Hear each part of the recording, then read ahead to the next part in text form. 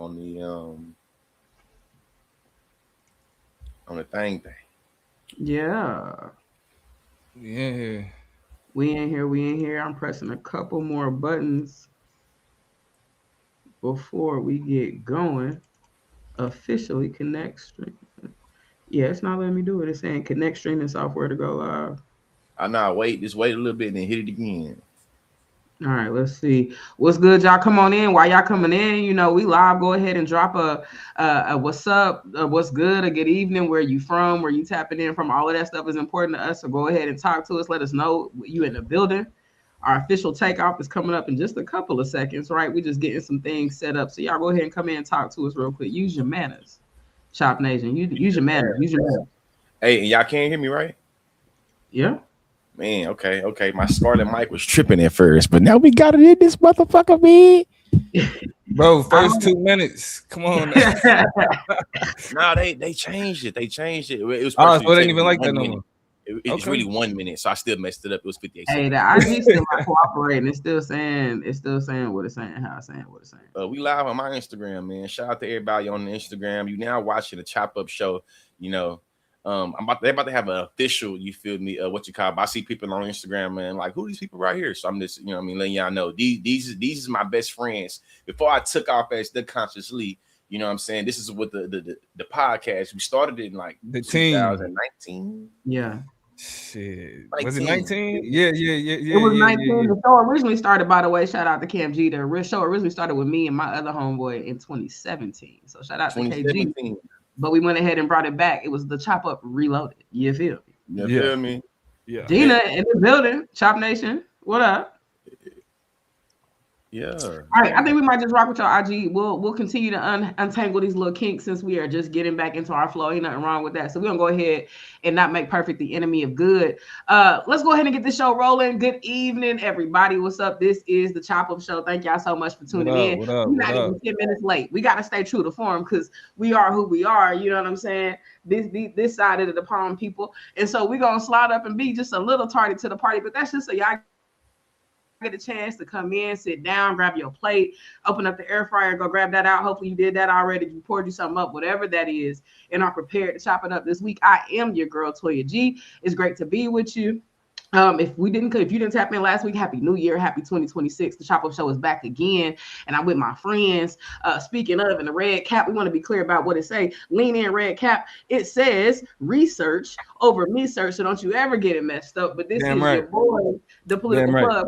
Say what's up to the people, yo. What up to the people? Just like that, man. We don't get too fly and too flashy. We just stick to the facts around here. So we go ahead and slide back to our brother who is rejoining us back again, like we just talked about with the history of things. He took some time to really build a platform to grow, to evolve, give us some game. We have the opportunity to do the same, and now we are reconnected, and it feels so good. Shout out to my boy Consciously Lee. Say what's up to the people, man. Yeah, man. Hey, shout out to everybody tuned in, whether you tuned in on Substack, whether you tuned in on Twitter, whether you're on Facebook, whether you're on the gram. Shout out to y'all. Appreciate you tremendously. Education is elevation and real too. Thank you to everybody that's voted so far in the NAACP Image Award. If you don't know, I was nominated for NAACP Image Award in the Entertainer of the Year category for content curator in the political culture topic, man. In that category, you can vote every day until February 13th. Thank you in advance. Hey, go up to Consciously everywhere you follow him. Yes, every day until up until the end, and everywhere you follow him, that link is gonna be there somewhere. So find the link, and then click it. It's 3 clicks. You click the link the first time, then you go to digital content creator. Actually, 4 clicks. No, it's 3 clicks in the scroll. Click the link. I'll drop the link in right now. I'm gonna drop the link right now. Go down to the bottom where he's like second from the bottom. Click that, and then you got to go back up to the top and click submit vote. Don't think just because you went to that page and clicked his name and clicked his picture, that's it. Go to submit vote. This is the NAACP, historic, legacy institution within the Black community in the United States of America. So anytime, Black leaders are being represented there, that's always going to be a time to support and tip our hat. So, jump in there and do that. While you're doing that, go follow us on TikTok. Go follow us on TikTok. That's the one place we really are trying to get some motion real quick. So at the Chop Up Show, at Chop Up Show Pod, at the Chop Up Show Pod, right, is what you want to look for to go follow us over on TikTok. Go run that up. Now, time to go ahead and get into it. A lot of people have been having this conversation, talking about it, making content, making videos, having discussions, I'm sure, within their congregation, in their leaderships, having conversation in their group chat. And it's all about the Black church, right? It's all eyes on the Black church. More recently than a lot of times in recent history, the Black church in particular has been under a microscope. 3 different instances I want to give y'all that y'all might have been seeing and hearing about floating around. So let me get some context before I throw the questions out there. And then producer on the back end, when I throw these clips to you or mention the clips, then you go ahead and run them up. So, or the pictures or the screenshots or whatever. So first example of Black church being under the microscope and in the hot seat. And this is, by the way, within the last 2 weeks. Okay, so this is not like over a pocket of time. I'm talking about the Black church has been in an interesting spot over a few different issues over like the last 14, 15 days. The new year hit and everybody went crazy. First, we have Dr. Jamal Bryant and his wife, Dr. Carrie Bryant, and what has been known as #TheDress, right? We have a woman who participated in a non-religious affiliated like award ceremony, or I think it was maybe like a foundation had a gala or something like that. She had her ass out. She didn't. Actually, what she had on though was not a church dress, right? Was not something you would wear to 10 a.m. service, but was one that I feel like, and this is where the conversation gets in, tastefully, but also without unabashedly presented her body, and the form of the dress was one that people called in skepticism. Her chest was out. There was like some flesh-colored material that kind of, if you didn't look, if you looked too fast, she was like, is that your skin? But it was actually flesh-colored material. The cut on it was tight and to form. And so a lot of people had a lot of stuff to say about whether or not a first lady of that caliber or of any caliber was supposed to be walking around the world like that. Now, of course, we know Dr. Jamal Bryant got up in the pulpit and was like, that's my wife. If y'all really want to know, I chose the dress, gave the money, gave the cosign. I love it. I'm proud. I'm happy. You know what I'm saying? Like, wake up. You know what I mean? Like, we good over here. And so the policing, I don't know that he went as far as being as direct as the policing of women's bodies has to stop. But I think he pretty much was very clear about how kind of stupid and shallow that conversation was. But that was a big conversation, a little bit more insulated. But of course, a lot of people outside of the church had things to say about it, because on one hand, the church holds people to really high standards. You're not supposed to wear this, look like that, be like this, whatever. Right. And on the other hand, people are saying, okay, this is dumb and shallow. And this is why people talking bad about the church now. Right. This is why they think because we up here judging people off of what they wear, and police and first ladies is 2025. The big dresses and the big hats is out. Whatever, right? So it's the sheer dresses that's in these days. So put a pin in that. That has been one of the things that has had people kind of talking about the Black church. Then, and I'm sure this is a name that's going to ring some bells. You got Pastor Donnie McClurkin, right? Who I forget the young man's last name or the man's last name, because I think he might be our age, maybe 37 or something like that. Giuseppe something or another. And I'm not trying to be dismissive of him. I'm speaking objectively about the situation, because there's a lot of scrutiny about his version of what he's calling sexual abuse, right? He went up, met Pastor Donnie McClurkin in the 2000s. He was in a pray the gay away type of situation, went for healing and transformation. Pastor Donnie McClurkin has not been bashful about talking about his struggles with homosexuality, with his struggles with his sexuality, with his struggles with having to deny that part of his flesh, so on and so forth. Hold on. So he's talking about that, because I'm not in the Christian music community. Let's talk. Listen, I know I'm not the only one. Do you know who Donnie McClurkin is? First of all, do you know who Donnie McClurkin is? I know who he is for sure. I know who the legend is for sure. But I didn't know that he was open publicly about his struggles with homosexuality, his struggles with being a same-living living person. News to me too. So can you just give a little bit of detail before you go on? Because I didn't know this. It's news. Well, I mean, the detail is, I don't know if it was I don't think it was, because he's a pastor, I think, of a church in New York. I don't know that it was at his church or a regular Sunday service. I feel like he was just up in front of a bunch of people at a conference or something like that, and was led to give his testimony and talking about, his battles with the flesh and how he has had to make decisions that don't really gratify or satisfy, that part of his existence. But instead, he's in line into with his anointing and is making decisions, right, to really not engage in those behaviors, because they're not holy, they're not of God. And so he has, attempting to put attention on that, but talking about it in a way that says that you don't have to be bound by that, that sexual relationship. And this is he's in a lot of a long list of ex-gays in the church that have found themselves in leadership positions who have either actively been homosexual and are queer rather, and identified as that, or have desired it and somehow fought it and were delivered from those things and moved on. So yes, was very direct about those things. As a result, then attracted many different young people, particularly young men, who wanted to be delivered as well, right? Who were going to him for consult, right? Because if you were able to do it, I love God, right? I real about my faith. I'm on fire. I feel like I'm anointed. I'm called. And if he was able to use you, if he was able to work through you and deliver you, he got to be able to do me too. So let's talk about that, right? Can you give me some guidance? Can you give me? And so that would lead, based on the young man's testimony, and shout out to everybody in the chat tapping in, him saying, they built a mentorship relationship. And this is where some people feel skeptical about the situation. Some people are like, no, but this is how grooming works, because he then outlined in his lawsuit 10 years or so of abuse, different times of them interacting, apologizing, moving on, saying they weren't going to do things, then doing it over again, or just kind of a consistent, over time. Bro, you can't pray the gay away for somebody else if you ain't been able to pray it away for yourself. And so here we are in the classic conversations, because, Christian adjacent, and, devout Christian Tyler Perry is back in the news again for having another accusation on him. Another one? A lot of, yes. And I feel like it was really quiet rumblings, but I feel like there's there's been some other accusation out there. Either way, right? Like a lot of different issues with sexuality in the church. Yeah. You have this icon, you have the situation, you have this lawsuit. And by the way, Donnie McClurkin has since come out, I think as of a couple days ago, made a statement, made a video, and people have been cracking up about it. Y'all might get a kick out of this, because he came on screen in a Nike Tech. And something else, he had something else in the video that was just like a true YN response, standing on business, completely denying the allegations. He ain't do it. Excuse me. The truth is gonna come out. The truth is gonna come to light. It'll be the one that rings through, et cetera, right? So boom.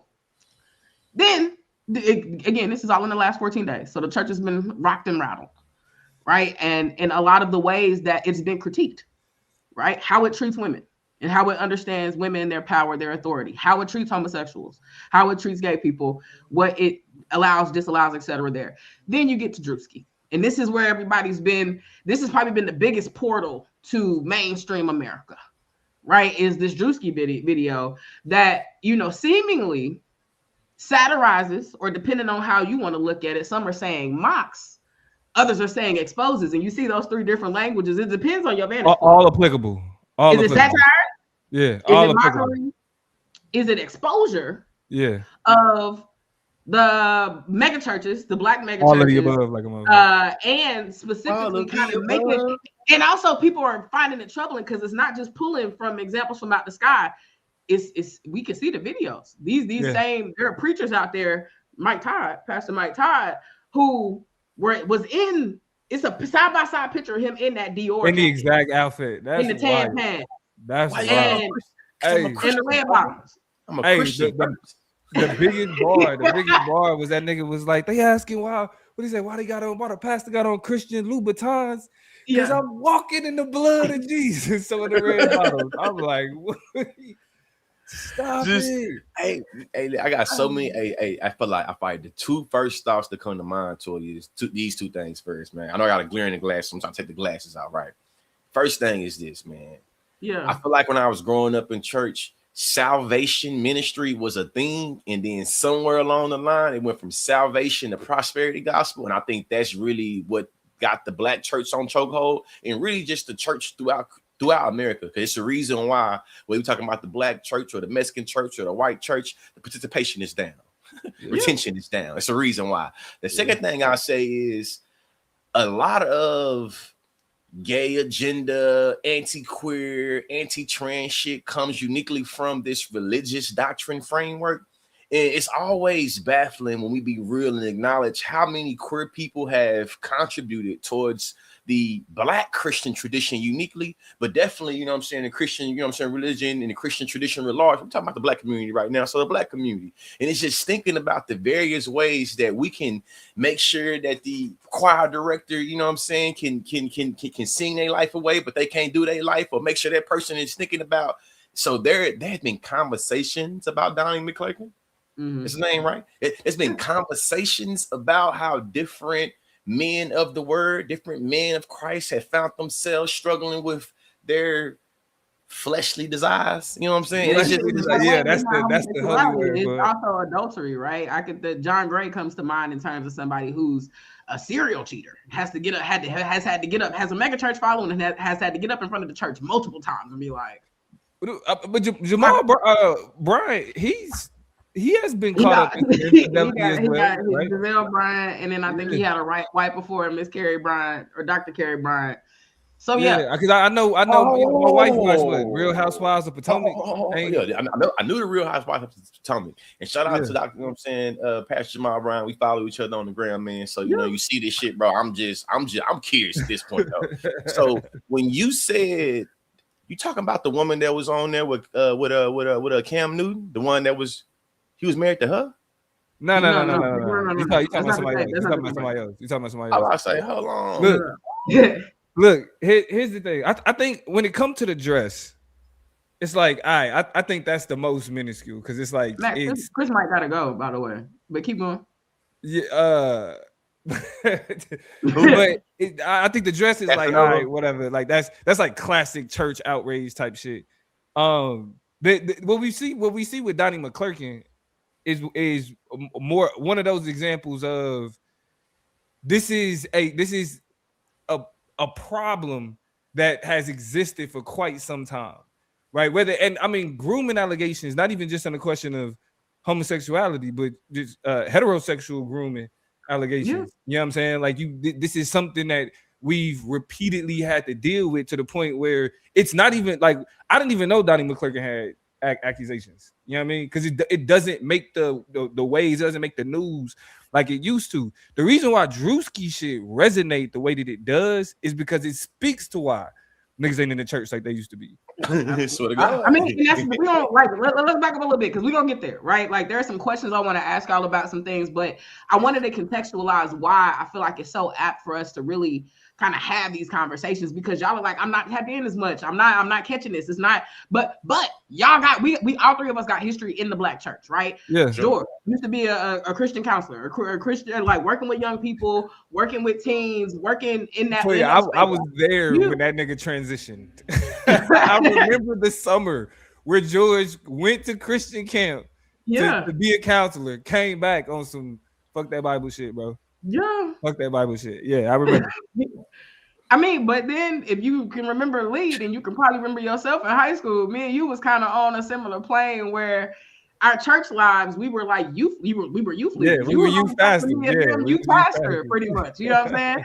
I was a little bit of that. I was a Christian poet that was working the circuit in Kansas City. I was also a choir director and a praise and worship leader. You know what I'm saying? Yeah.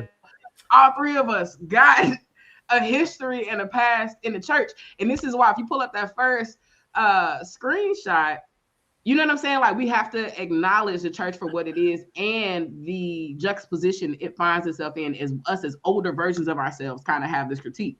Dang, the screenshot is like hella big on the screen, but we'll start from the top and work our way down. That's the middle of the screenshot, I think, what we see. And I don't even know if it's a way to recenter it better. I probably chopped it bad, but let me see. I'll read the top of the tweet. It's really wild how the Black church was a music conservatory, arts camp, summer camp, reading class, dance troupe, and so much more, all for free usually. That's why I cannot fully critique my experience without realizing all the good I received. There's a response to this tweet that says, oh, absolutely. The Black church once functioned as a full ecosystem of culture, training, and community. Shit, for many of us, it was our first exposure to discipline, public speaking, music theory, and just collective responsibility. Critique is still valid, though. The critique is still valid, though there we go. And now you can see it at the bottom. I'm reading Darren Lamar's tweet at the bottom. He says, critique is still valid, though what sustained it also burned people out. centralized power, and resisted change. We can honor the gift while naming the cost. I just wish we would realign within the spirit of what it once was: community-centered, people first, and rooted in service rather than centralized authority, at least in my view. Right? Now, and so, what's your take? So this is, and anybody who knows me on YouTube has heard me say this multiple times, right? I'm a Christian because I'm black. Period. I don't walk out, I'm not gonna argue the Bible. I'm not gonna, you know what I mean? Like I have there are agnostic perspectives that I have on things. But when it comes to the question of Christianity, I'm a Christian because I'm black. And that speaks to what that tweet is talking about in terms of community. You feel me? Why I struggle with going to church out here in California is because going to church for me was a family thing. It was a family reunion every Sunday. Everybody in the church was my cousins. You know what I'm saying? The pastor was the pastor was my uncle. You feel me? My great grandmother went to that church. You know what I'm saying? My grandmother went to that church. My father went to that church. So for me, it was all about community. You know what I mean? You got the lessons that you learn about the Bible and everything else. But it was more so the lock-ins was community events. You feel me? Like the Easter joints, the vocational Bible school on during the summer. All of that was more so community shit. You know what I mean? Like it had its Bible lessons, but it was more so opportunities for kids around the community to have an event centered around them, whether it's learning skills, just having fun, all that other type of shit, which is rare. A free meal, a safe place to be while school was out. You know what I'm saying? All of that.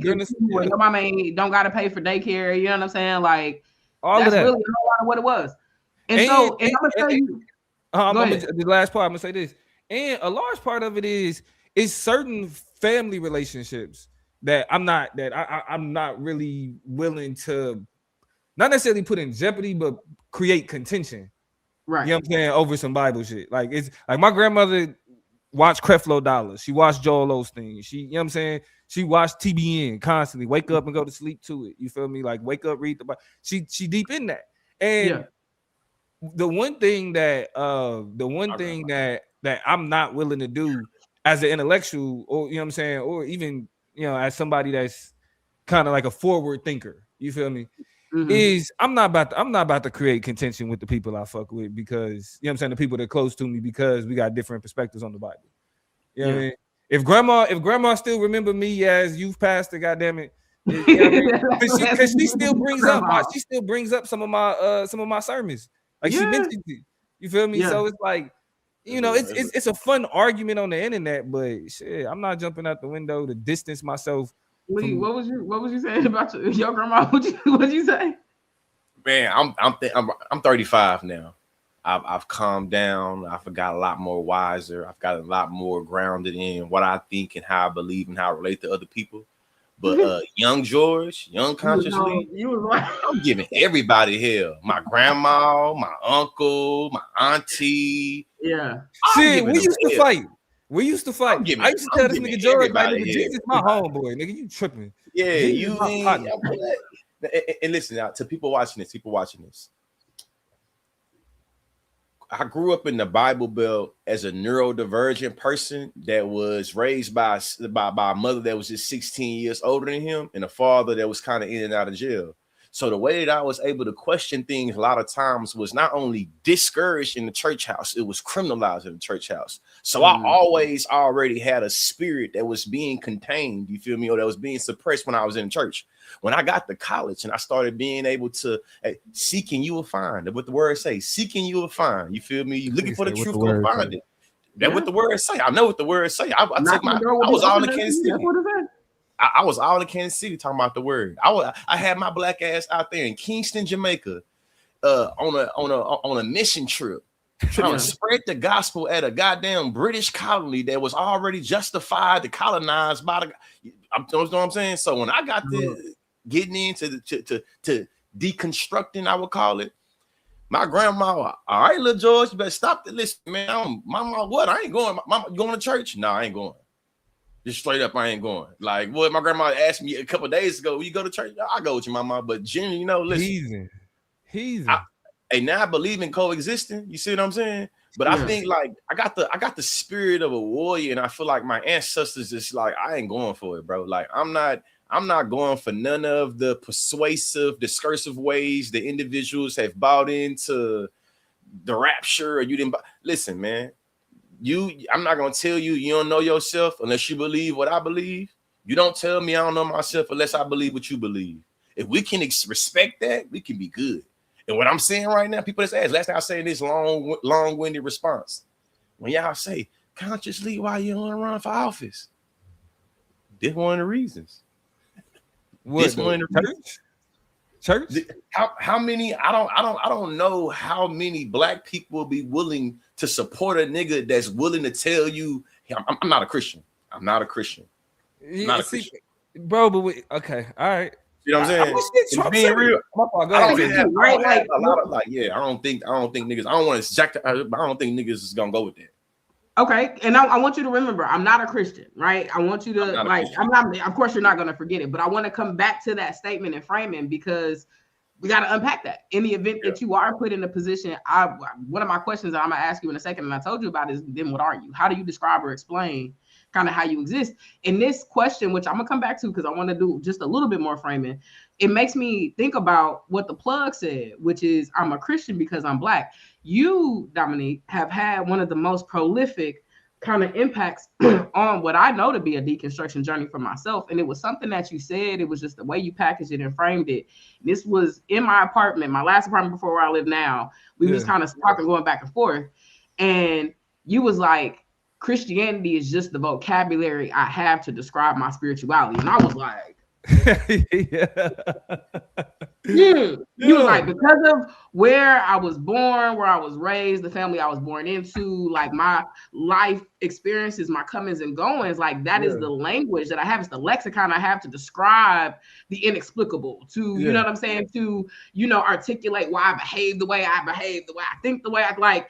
The roots of that are just embedded in Christianity because that's all I know. But I could literally be anything else. If I had a different kind of language or way to frame, articulate, or express thanks, gratitude, love, forgiveness, like, you know what I'm saying? Like, I was just like, right. So, like, when you say that, like, it really kind of, like, to me, I think started to be a thread that I have yanked on over time to really kind of position how I feel about God now, or in Christianity and my faith and how I believe in what I believe. Now, a lot of how we come to these moments, the understanding of, the language and the vocabulary of Christianity, the way that you've understood that I'm not a Christian, and I understand, is largely because of the exposure to Blackness that we've had, right? To Black studies, to critical analysis, things like even Black liberation theology, right? As I teeter, right? As I struggle, like James Cone, and you also, I'm not going to get into a whole context of it because a minute about it, but y'all should look into that because a lot of it is Black liberation theology is more Jesus-centered and more Black-centered and looks to understand his life, his teachings as ones of a strategy of liberation, one of hope, one of, meaningful spirituality, a lot of important things that at least give us a tentacle back into the faith, even as much as we want to kind of turn away from it. And so a lot of our issues, if I can speak for y'all, are when and this is the Siobhan Smith screenshot I want to pull up.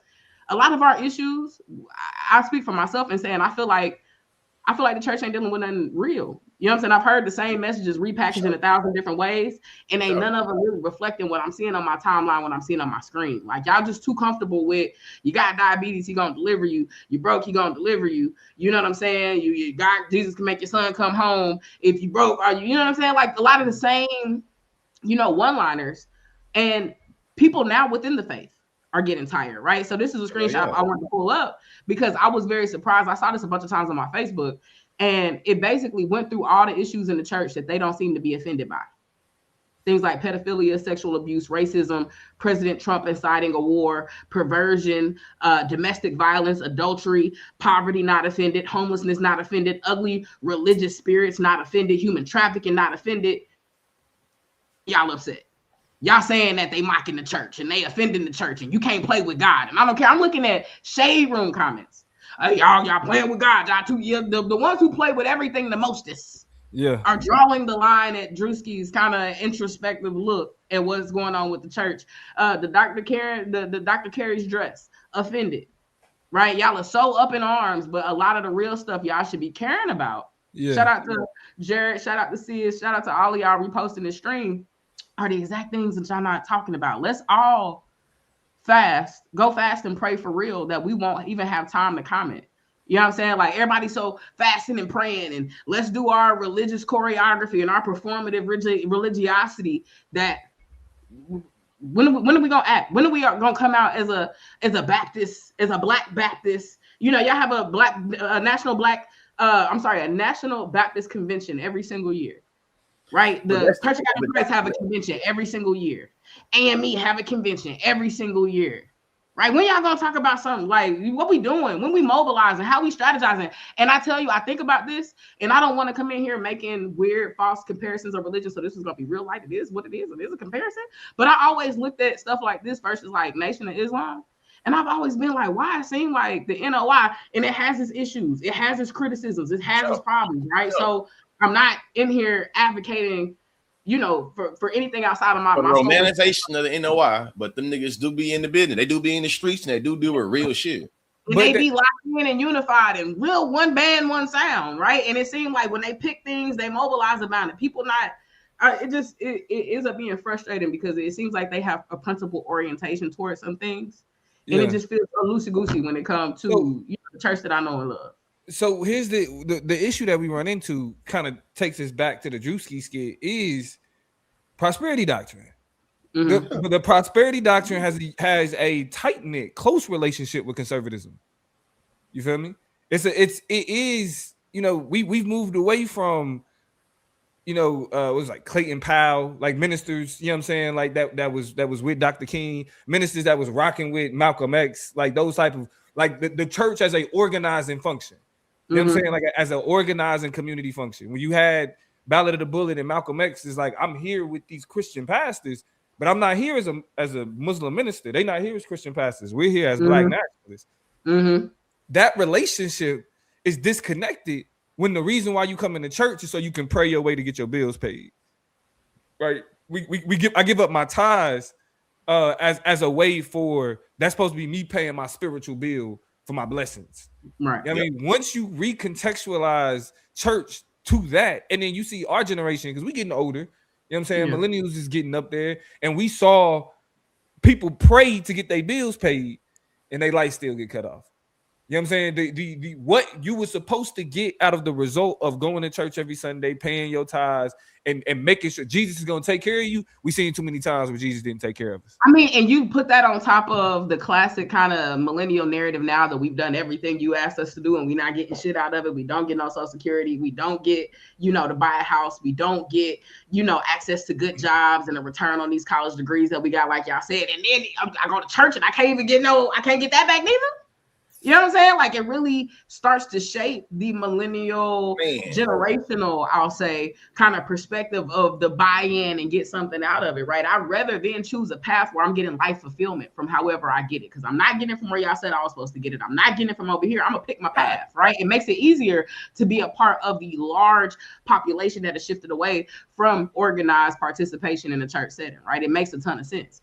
So, like, I got real quick. We got to shout out Dion. Little bro Dion is in the building. Shout out to, and I ain't gonna little bro you too hard because Dion is doing some amazing work with the, I think is it the Umoja debate organization. Make sure you drop the name in the chat. Dion has gone from being our little bro, somebody we saw come up in debate, to being a phenomenal debate coach, a leader in his own community, really elevating Black thinkers and scholars and researchers and doing amazing things that reflect his amazing debate career. So I just want to shout out Dion real quick because it's love to my bro all day long. But I just remember you was a baby. No, I'm just playing. All right, I'm done. So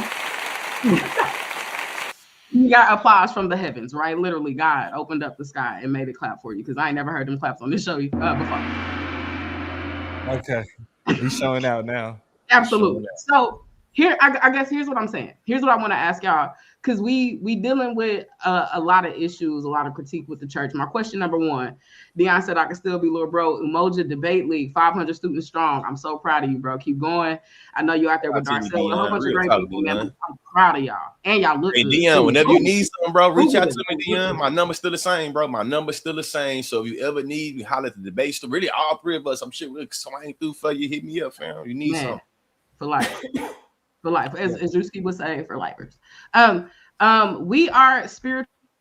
And so, and this is not to say that agnostics or atheists are wrong, but how do you, if at all, navigate or nourish the spiritual side of you, considering our roots and our foundation is kind of snatched from us in terms of how we have a spiritual vocabulary, how we understand, this God thing, if at all, right? So how do you navigate or nourish the spiritual side of you? Do you identify as anything? What do or don't you believe in, right, at this point in the game? If you could call it, articulate it, express it as something. I'll go first while y'all think. I, at this stage in the game, in my deconstruction process, really identify as a Black humanist who follows the teachings of Christ, right? I think Christianity at this stage in my game is something that I have a cultural connection to, Black Christianity specifically. And so I am culturally a Black Christian, but I think in terms of practice and praxis, I exist as a Black, which is the identity projected on me, humanist, which was the biological identity I was given, right? I am a human, thus I connect with other humans and other issues surrounding humanity, like climate change, like the world, like the non-living animal, like the earth, right? Like all of those things. And then I think as a follower of Christ, I do align with the James Conian kind of understandings of the revolutionary liberationist that Jesus Christ is and was. And we have to recognize that Christianity was created after Christ had already died. Right? This was not a faith that he was like, follow me. He was doing cool stuff. He was like, he knew himself in so much to say, I'm the way, I'm the truth. There are things that you should align with in order to have a life that, is meaningful to you both in life and in death. But there were religious zealots who really started to develop an understanding of Christianity, or at least those are the people who really took it and ran with it. It was something post his death. And so the spirit, the life, the teachings of Christ, I believe in. The tenets, the components, the capitalism, the indoctrination part of a lot of it has tentacles and appendages of it that I don't think align with what Christ is about or was asking for. So my Blackness very much frames my humanness. My humanness very much frames how it is that I understand what Christ has called and asked for us to do and given us like a framework to live, right? So for y'all, how do you kind of understand your spirituality at this stage in the game? I got a lot of love and respect and value for all of the portable skills I learned in that church, whether it comes to being a public speaker, being a critical thinker, being able to read, learning how to, clap on beat. These are all things I learned from the church, and I'm very grateful of. Even when it comes to clap on beat, being keeping it a stack with, hey, hold on, boy, you damn, slow down. It ain't say damn, but she basically said damn, slow down. Definitely different things that I learned from the church that I'm very grateful for. For me, my motto, research over me search. Once I start getting more into like the framework of the Bible, I start thinking more of how human history is just far, far, far, far older than the religion of really all three Abrahamic religions. They're very young considering, world history. What I would describe myself in terms of like my belief, I feel like in a petty way, like my spirituality is like I'm a nigga. You know what I'm saying? If I want to be like more real and like more realistic, it's like I guess I'm more agnostic. You know what I'm saying? I believe in a higher power than myself. I believe I'm very blessed and highly favored. I just reject all those structured, established ways of understanding religion and thinking about all the various ways that I feel like Dr. Phil Valentine, though I can see how he real pseudoscience now at 35.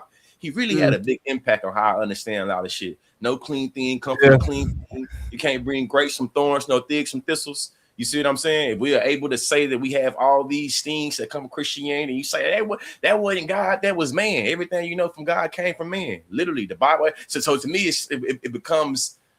I see Christianity as a great tool of colonialism that Black people have been able to figure out a undercommons for us to be able to mobilize and create strategies to liberate ourselves. But I still see it as a tool of colonialism that was brought to us. And because us niggas, we creative, we make lemons out of lemonade. We know how to, make chicken salad, chicken menudo, chicken soup out of chicken shit. We good at that. You see what I'm saying? So you give us something, we can create a James Cone theology. We can create a Nat Turner. There are different things we can create out of it. And I would never shit on the way that the Christian legacy has been able to has been integral to like black organizing and black resistance for sure.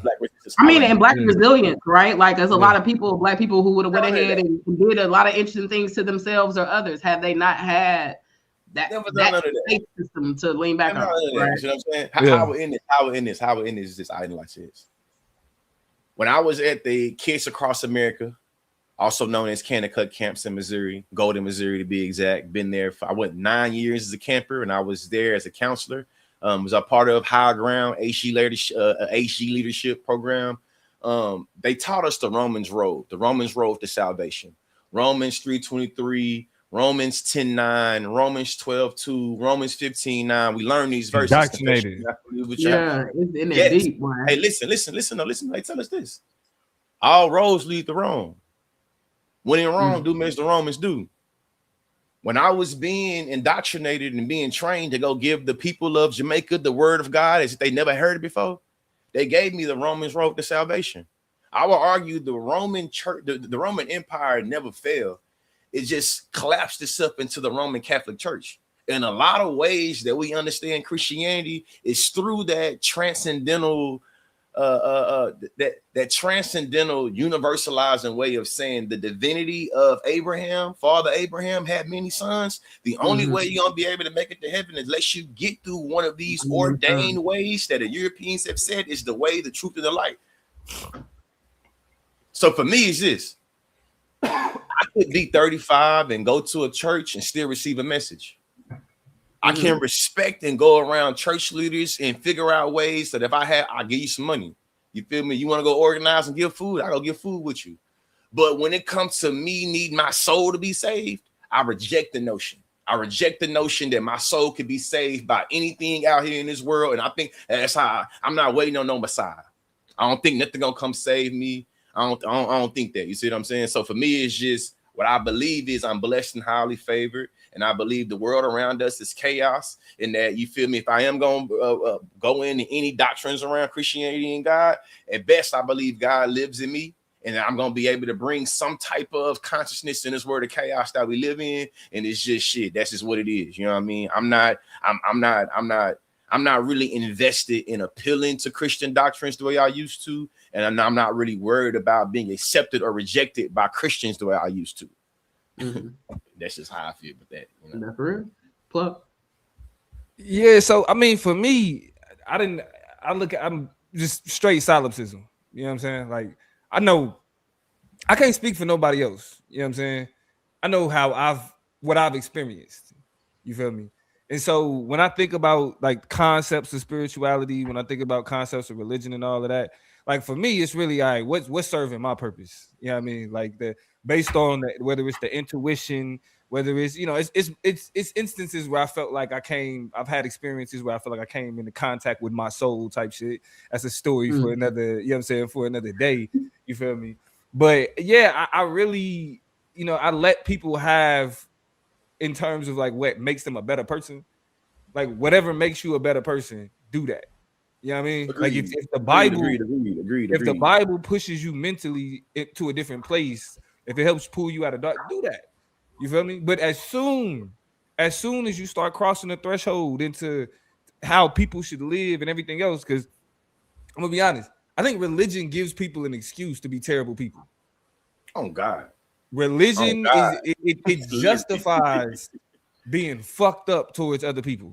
And here's the thing: there's a man I'm gonna shout out at the end who is actually a big supporter of the show. Shout out to Pastor Christian A. Smith, who I you know kind of identify as my pastor. We'll talk about that later.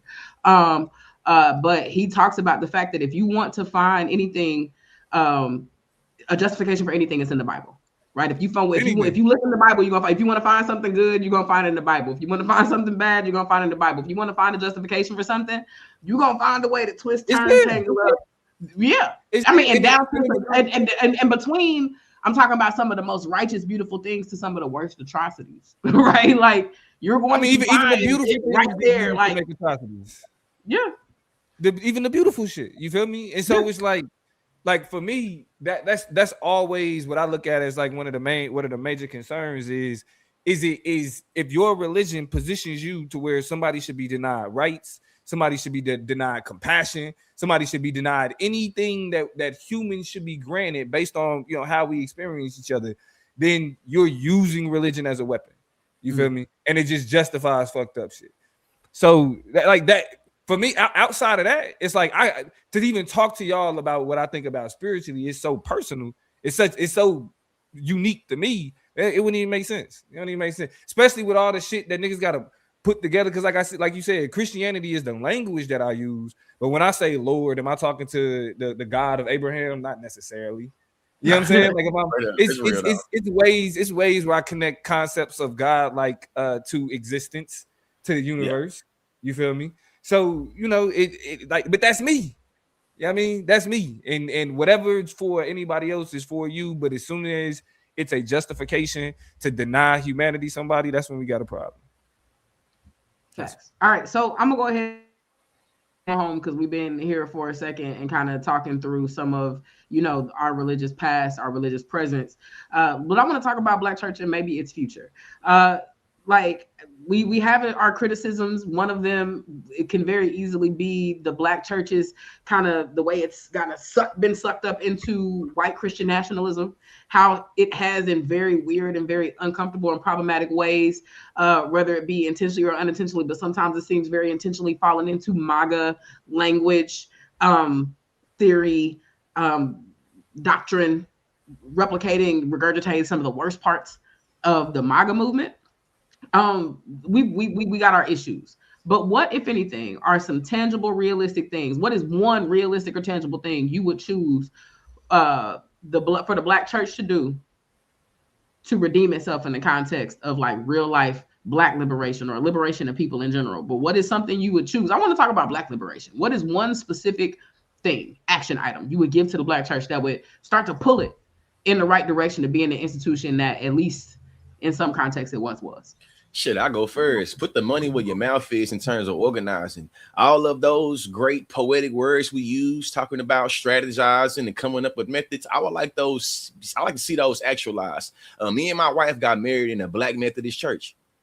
We were not able to do any of the cultural things we wanted to do because this church had to fall in lines with the Methodist governing guidelines. Meaning, this Black church was not allowed to do anything culturally Black because it had to be approved by the Methodist church.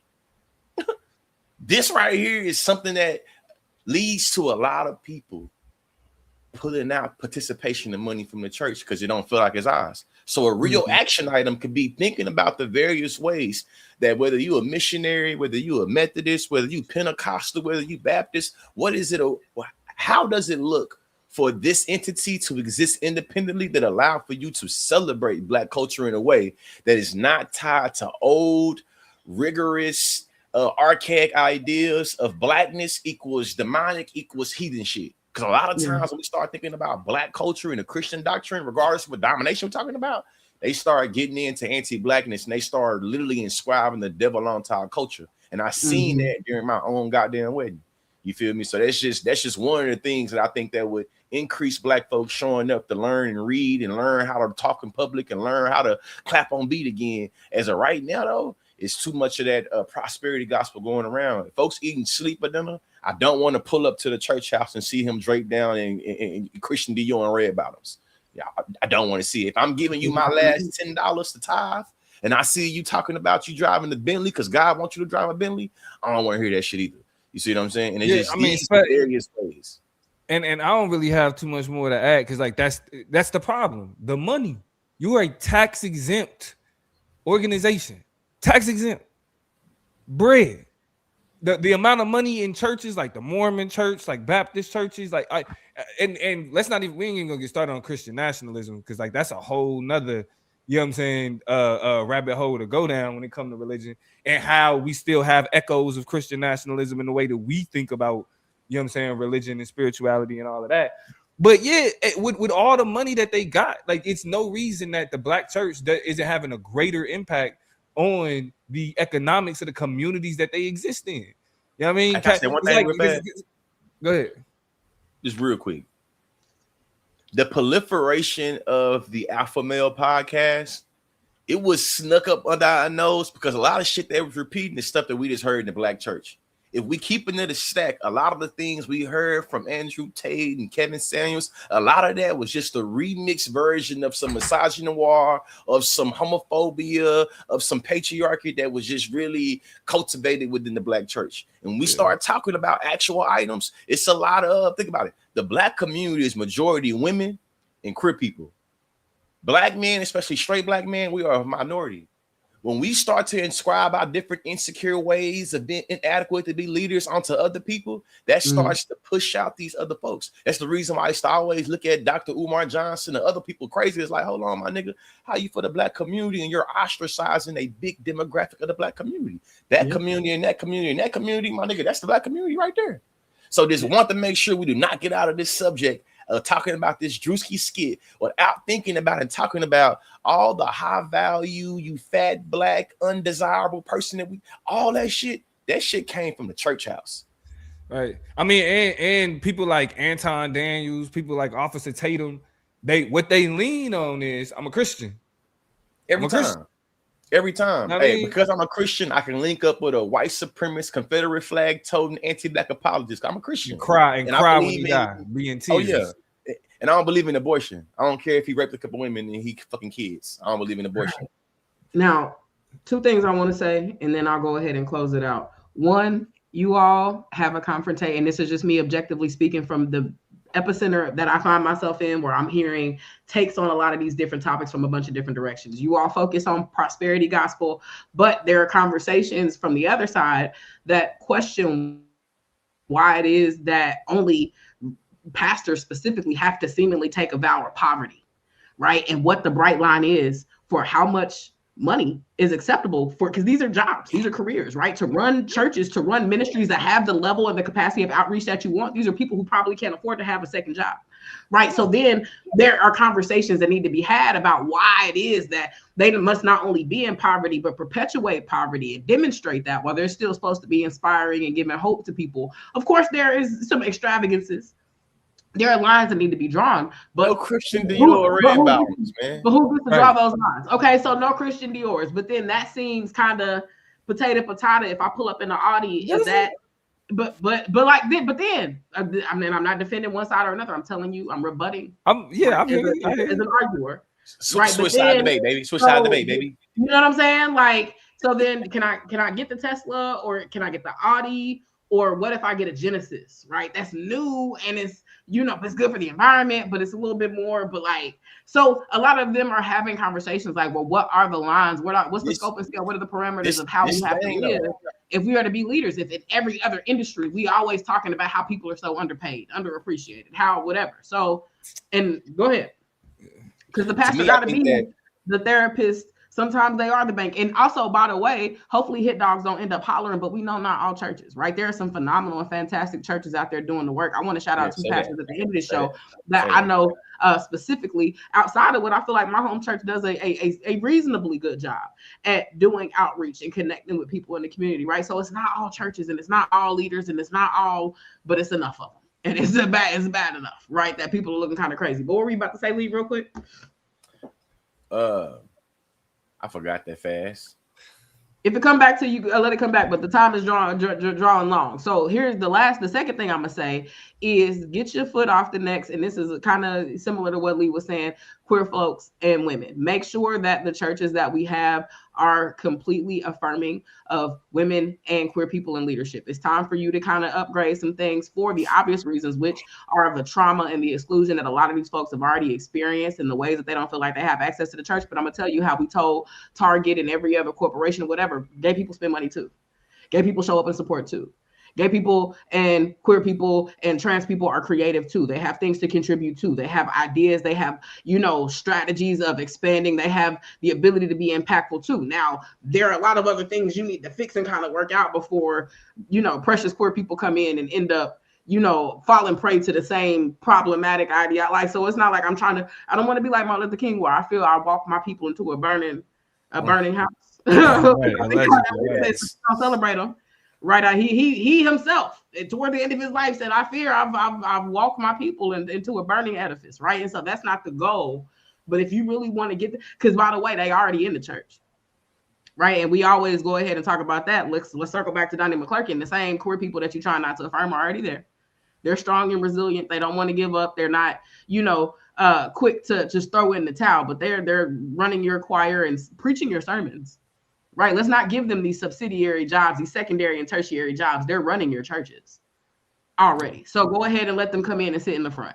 And add that real fast. And when y'all start talking about sexual deviance, and you start to inscribe that on the queer people in your congregation uniquely, think about all the grace, all the prayers, all the passes you give the freaky deaky members of your church when they fucking on everybody in the congregation. Come on. It's a lot of selective moral outrage that happens in the church that really got me up out of there. There's a lot of this. There's a lot of, I'm gonna call it divorcing of logic. Like, how you beefing with critical thought? The Lord gave you a mind to be able to think, and you mad at folks for being able to use it. So what I think about when it comes to the I'm a great speaker because I was in that church house. I never deny that. I'm a great reader because I was in that church house. I never deny that. I know how to critically think because of what I did in that church house. I never deny that. What I also won't deny is that there are a lot of practices that astronomically outweigh the net benefits for folks being in church. And that's the reason why through every denomination, through every region, and every race, we've seen a diabolical decrease in the church. And that's just something that as a culture we have to deal with. It's a Christian nation, and Christianity, just like democracy, just like all the other. It's not a Christian nation, but go off though. I hear you. Christian nation in terms of who was founded by, in terms of the majority. How about that? Yeah, I hear you. Christians in the majority. I understand why you would say that. Yes. You see what I'm saying? I want to reframe that. I guess the last thing I say to my brother right here, since you want to talk and shit, shout out to all of the black Muslims in the black Jewish, specifically the black Muslims, because I know Islamophobia in this country has a unique root with the black Muslims that came over here on the boat. So when we start thinking about coexisting, the reason why I rock with my El Malik Shabazz, may he rest in peace, is because he thought about the various ways that niggas can coexist, and thinking about how black is not only synonymous with Christian, but thinking about how it's a multiplicity of us. And I'm just being petty with my brother because I love being petty with him. You know what I'm saying? But just to the other niggas that's not Christian but believe in God, shout out to y'all. We see you on Chop Up Show too. Yeah, we fuck with y'all still. If you are at all interested in learning more about deconstruction, i.e., if you have, a history or roots in the Black church, if you are trying to reconcile some of what's happening with how you feel, with what you've been taught, with the journey that you're on, I want to encourage you to kind of connect with some of these creators. Hopefully, when we make some clips and we get some of these clips, I'm gonna drop them in the captions. But deconstruction. Right, the process of really taking apart and looking behind the curtains and deconstructing what it is you've been taught and what you know. Pastor Christian A. Smith, amazing, and I think a leading voice right now online in terms of leading the discussion of deconstructing and what it might look like, especially for Black people. Queen Erin the First. And by the way, both of these people are both on TikTok and Instagram and YouTube, so you can go find them right now. Queen Erin the First, the gardening theologian. Go follow her or go follow them. I think they're an amazing source. And then in terms of Christian pastors who I feel like are doing the work and being great examples, I want to shout out Lee. Me and you went to his church up in Baltimore. Pastor Heber Brown, Pastor Heber Brown III from Pleasant Hope up there in Baltimore, doing hard work, really having a direct confrontation with climate change and food shortages in the urban core of Baltimore. So feeding folks, making sure that people are skilled and equipped with the ability to feed themselves, and really kind of putting that particular mission as well as many others on his back, as well as being just a very progressive, invested, forward-thinking preacher, teacher, singer, scholar, all of those things. And then Pastor Malek Thomas, who is just at Malek, I think, on Twitter. He OG of Black Twitter, by the way, but he's a pastor of a church called Payne Memorial, I think AME up in Baltimore. And he is also somebody who is a great follow on Twitter, a great follow on social media, but a man who has done a great work bringing together emerging generations. He took on that church, I think, just a few years ago. older congregation, older group of people, and had to be like, if y'all really want me, y'all got to take everything that come with me, everything that come with this mind, with this radical, critical, innovative way that I want to teach. And as a result, he's been great at integrating generations and really kind of bringing folks together from different walks of life. So Pastor Malek Thomas, Reverend Heber Brown III, amazing folks, as well as Dr. Christian A. Smith, Queen Aaron I, and the gardening theologian. Those are the people that I kind of look to and am pulling from as I go through my little process. That's to that on what I'll call the culture chop, the social chop, where we have just kind of talked a little bit about the Black church being under a microscope. What do we want to do with the rest of this time? Are we going to pivot to Greenland? Like, how you feeling, Plug? I'm literally talking in the private chat right now. But I literally just told him, like, hey, ask Toya, because I ain't gonna lie to you, I definitely can go at least 30 more minutes. But I know producer talked about, you know what I'm saying, keeping it under that. A producer said save it, you know what I'm saying, in the opinion for the, you know what I'm saying, the conversation. I'm down with that as well, because we got a solid right here. And we can expand on the other topic that we had in prep and make it where we can take it an hour forward as well. Because technically we cooked so crazy in this that it's like I can't wait to see what the clip's looking like. Well, shoot, let's go ahead and Plug. How you feel? That's your jam. That's all you, Plug. Yeah, I mean, it's whatever. We can go ahead and call this one a night, and then just come back with Greenland next week, because I'm pretty sure that I got a feeling. It'll be more. Yeah, it's not going nowhere. It's not going nowhere. I'm hoping the Black church can relax for a week, and then we'll have some time to talk a little bit more about the United States' desire to take over the entire world and how the world is not finna have that shit. So we'll get there. Give some predictions about what's going to happen in the next week. I predict that the United States is going to. I think the United States is going to hold out, at least temporarily, because they starting to do that with Iran, right? They're already kind of being like, well, Iran is behaving. We've been having conversations. They saying that they're going to chill. We believe that they're not going to continue to, carry out some of their, some of the actions that they've been, insurgent actions that they've been doing over there. So we cool. I think it's a whole lot of pump faking. Here's the thing I was going to say about this topic is that Donald Trump, a week or so ago, 2 weeks ago, maybe, said, a reporter asked him, like, what is your compass for, the decisions you make? What's stopping you? What's keeping you from doing bad things? And he straight up was like, my own, perception of good and bad. My own ethical system of what's enough and what's too far and what's not far enough is what's keeping me in check and keeping me from making the decisions that I make. And so anything is possible because he does not feel beholden to the institutions that are in place. And that leads us to a bigger conversation about what's to come over the next weeks, months. But Brody, I think for right now, he gonna play it cool and play it player, but I think that's temporary, and I think he gonna kind of be like, we're still talking to Greenland. We're gonna figure out some things. Things are looking optimistic. We don't have to escalate in the ways that he been wanting to. That's my take. Yeah, we gonna see. We gonna see. I mean, international relations, it shifts, it changes on the daily. I mean, yeah, I don't think he's gonna do it. Like, he's not gonna take Greenland. Like, it's like that's one of the, Do you think he will? That he's not gonna be able to will he take it? I think is a separate question from will he attempt to escalate militarism and threaten Greenland? Do you think he's about that life?